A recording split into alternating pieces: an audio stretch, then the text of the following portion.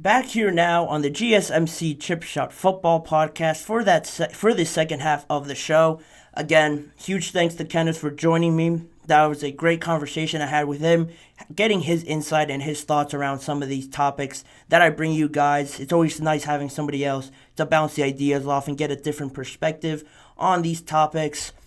And in saying that, jumping in now to the second half of the show and the next topic, having to do now with Netflix and a new series that they're going to come out with in the summer called Receiver, following some of the top wide receivers in the NFL now. Just like the quarterback series, I think it'll most likely be 5 wide receivers being selected for this. It has been reported that it will be Davante Adams, Justin Jefferson, George Kittle, Deebo Samuel, and Amon-Ra St. Brown as the 5 wide receivers being followed for this season. And I think just on that piece of news, I think it's exciting to see different things with these guys because you get a different aspect with all of these receivers, from Davante Adams dealing with injuries, a turmoil within the Raiders, and having to deal with the success that he had in Green Bay, not so much with the Raiders, but getting that lifeline with Antonio Pierce, going behind the scenes of all of that, should be really interesting to watch. Then you have Justin Jefferson, again, arguably the top wide receiver in the NFL, coming off a phenomenal season. But then this past year, he gets injured, is dealing with that, still records 1,000 yards, and also has to deal with Kirk Cousins getting hurt, and just the turnaround with his team being on the verge of contending because they have him and talented players on their team, but just seemingly to always fall short at instances. Then you have George Kittle and Deebo. Last year, obviously, they made it to the Super Bowl. That should be good stuff following them in their journey to that. Unfortunately, they lost again to the Chiefs, but that'll be interesting as well to see how they deal with that and the reflection to all of that. That should be great stuff. And then rounding it off with Amon-Ra St. Brown, coming off of the Detroit Lions' best season, arguably in franchise history. He's a big part of that, getting his perspective, his insight on the season, how they were able to perform so well, maybe getting an insight on Dan Campbell and how he is, because he is one of the more animated guys, but behind the scenes it might be different. So all of those things, I'm excited to see that they include in this series. And the only side note I would add, the only caveat is I would have loved to have seen Tyreek on here. Not because only he's very entertaining, how he is personality-wise, but also with the Dolphins, I think it would have been interesting because you have all these people in the media criticizing Tua. They have a great team, but it's always Tua getting hurt, dealing with the concussions from before, playing in the cold. How much did that really affect them? Getting to know Tua a little bit more through Tyreek and discussing his amazing season that he also came off of as well. I thought he could have been a good addition, maybe for George Kittle. No shade to George Kittle, but I guess it is called receiver, right? Not wide receiver. He is technically a receiver, even if he is a tight end. So that's that. But regardless of that, I think it's going to be exciting. I'm really looking forward to seeing it. It's supposed to be 8 episodes produced by NFL Films, 2 p.m. Productions, and Peyton Manning's Omaha Productions as well. I mentioned it's supposed to premiere in the summer. No specific date yet, but it's still something to look forward to in the summer to get this insight. And really in a time where obviously there's no sports, everyone's off on break and stuff like that, to get, I guess, this little reminder, this little tease, I guess, before the season starts in September, I think it's really great. I'm really looking forward to it. Like I mentioned, it's coming after the series that Netflix produced last year, Quarterback, that followed Patrick Mahomes, Kirk Cousins, and Marcus Mariota. They only had 3 quarterbacks on there for the 2022 season, but it was cool to see because obviously you have Patrick Mahomes in there.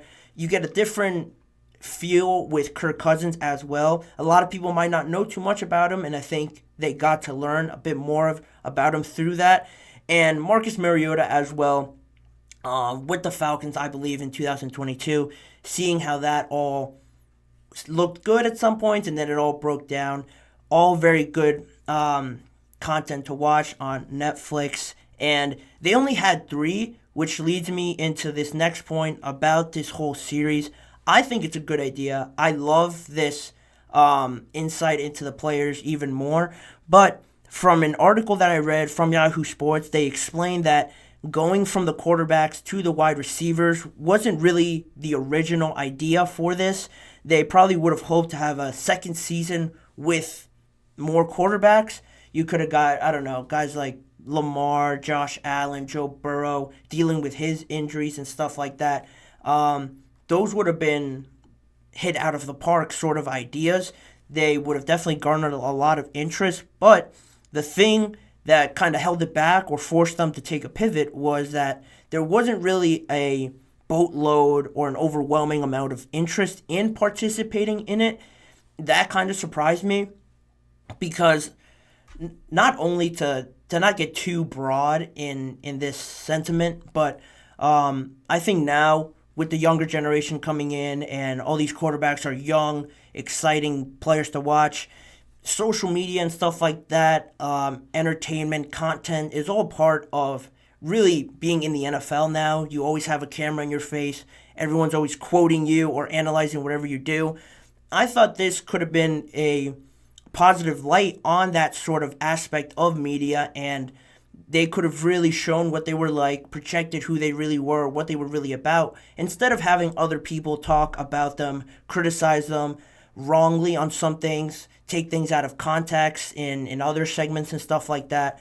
I thought this could have been a good opportunity for them, but again, I can see it from their point of, this could be a distraction if you always have cameras following you around, asking you questions, interviewing you. It could become a burden. I could see that, but, I was surprised regardless of that. And I mentioned Omaha Productions being involved in all of this content being put out for NFL, along with NFL Films. Peyton Manning actually had a funny quote on this lack of interest, and he said, I think maybe some guys are thinking it is going to be a distraction, even though I told a couple of them that I guarantee you'll win the Super Bowl like Patrick Mahomes if you do it. He said that back in September.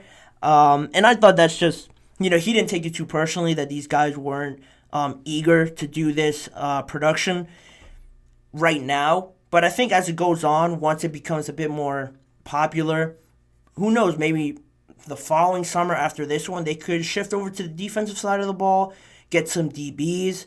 The DBs are always more of the boisterous and animated players on the field, so maybe following a Sauce Gardner, I don't know, a Marshawn Lattimore, someone like that, a Jair Alexander, always seems to give good snippets and quotes like that. Following guys like that, I think not only will it continue to grow this series, but I think it'll open up more people now in the NFL, to more players, I should have said, that, they'll see this, see that it's not really too bad once they talk about it with other players about it.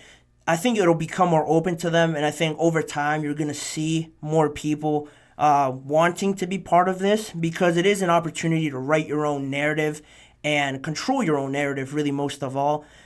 It's almost similar to everyone really having a podcast nowadays, like I do, and voicing their own opinions and stuff like that. I think these players, most of all, have a platform, or do have platforms to voice things, because their opinions and their voices matter in things other than football, and I think taking advantage of that can only really end in positive things. But regardless of that, this should be very entertaining, very good to watch on Netflix.